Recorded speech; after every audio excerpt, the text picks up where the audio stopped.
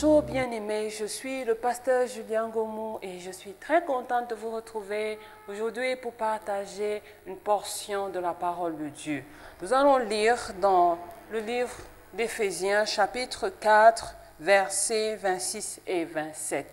Il est écrit: « Si vous vous mettez en colère, ne péchez point, que le soleil ne se couche pas sur votre colère. Et ne donnez pas accès au diable. » Alléluia. Bien-aimés, je suis à la fois triste et contente lorsque je lis ce passage biblique. Triste parce qu'il m'est arrivé de voir beaucoup de personnes détruire leur vie, leur relation conjugale du fait de la colère, de la non-maîtrise dans les moments de colère. Et le Seigneur savait que la colère peut dégénérer et aboutir à des situations désastreuses. C'est pourquoi il dit: ne vous mettez pas en colère. Mais en réalité, il est difficile de ne pas se mettre en colère.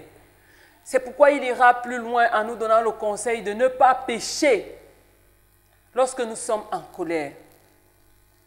Pécher, c'est quoi dans un moment de colère?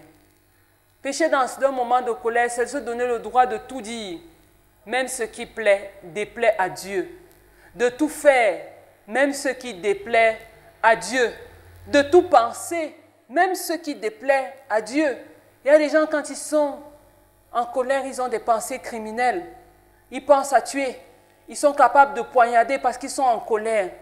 Il y a des gens, quand ils sont en colère, ils sont capables de tout casser, détruire des investissements, des années de vie, des années de travail peuvent s'envoler juste parce que quelqu'un est en colère.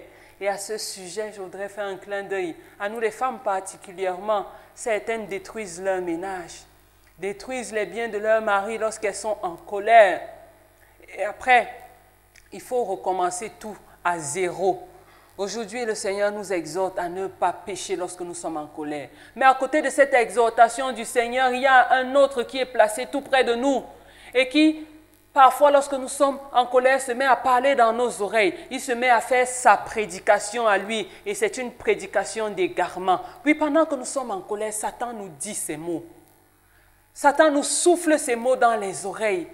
Il dit: oui, vas-y, continue d'être en colère. Vas-y, continue de dire des mots méchants.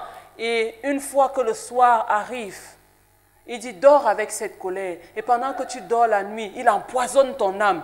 Il aggrave la situation. Il amplifie les faits pour pouvoir détruire ta vie complètement. Dieu nous fixe une limite par rapport à notre colère. Il dit que le soleil ne se couche pas.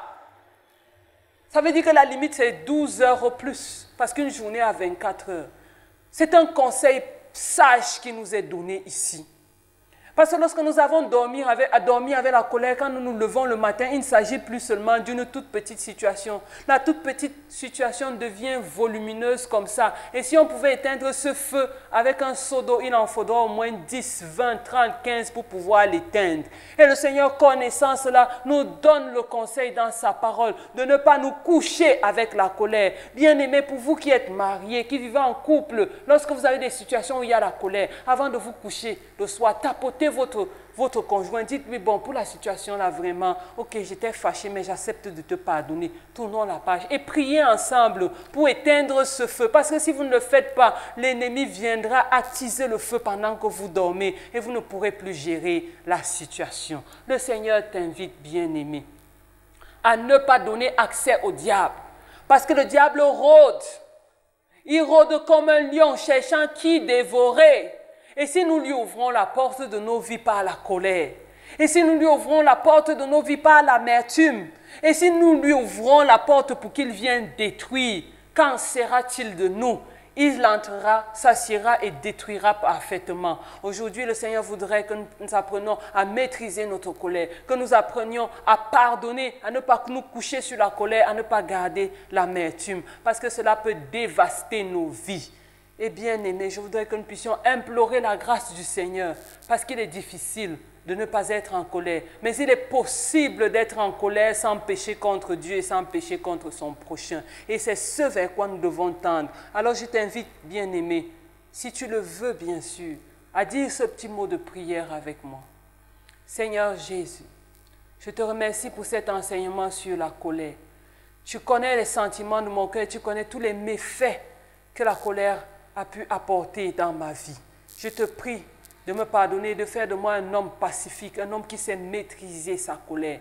Seigneur, j'ai entendu cette interpellation à ne pas dormir sur ma colère. Je veux la mettre en pratique. Capacite-moi par ton esprit pour que je devienne quelqu'un qui sait lâcher, qui sait pardonner. Je te confesse aujourd'hui que je pardonne à tous ceux qui m'ont mis en colère, qui m'ont causé du tort, qui m'ont donné de l'amertume. Je les libère de mon cœur, Seigneur. Au nom tout-puissant de Jésus-Christ, nous avons prié. Amen. Je vous souhaite une excellente journée, bien-aimée, et que Dieu vous bénisse.